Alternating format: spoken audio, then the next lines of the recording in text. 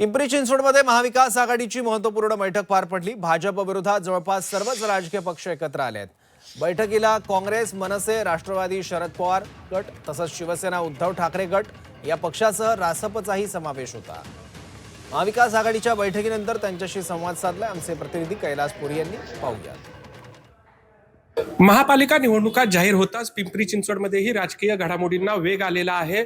महाविकास आघाडीची बैठक पार पडलेली आहे। यामध्ये मनसे त्याचबरोबर रासप या पक्षांचाही समावेश आहे। नेमकं बैठकीत काय ठरलं, कशा पद्धतीने रणनीती आखण्यात आलेली आहे, आपल्या बरोबर सर्व नेते आहेत, त्यांच्याकडून जाणून घेऊया।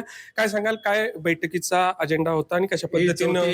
पाचवी बैठक आहे महाविकास आघाडीच्या माध्यमातून आणि आम्ही सर्व पक्ष विचारी पक्ष आम्ही एकत्रित या महानगरपालिकेच्या निवडणुकीला समोर जाणार आहोत। पिंपरी चिंचवड शहराच्या विकासासाठी महाविकास आघाडीच्या बैठकीमध्ये आज आम्ही सामील झालेलो आहोत।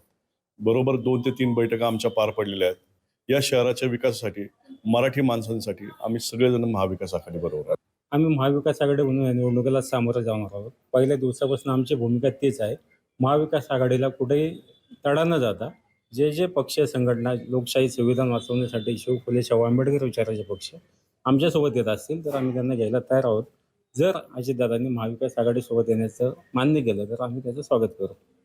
एकंदरीतच पिंपरी चिंचवडमध्ये भाजपला हरवण्यासाठी महाविकास आघाडीकडून सर्व पक्षांची मोठ जी आहे ती बांधण्यात येते।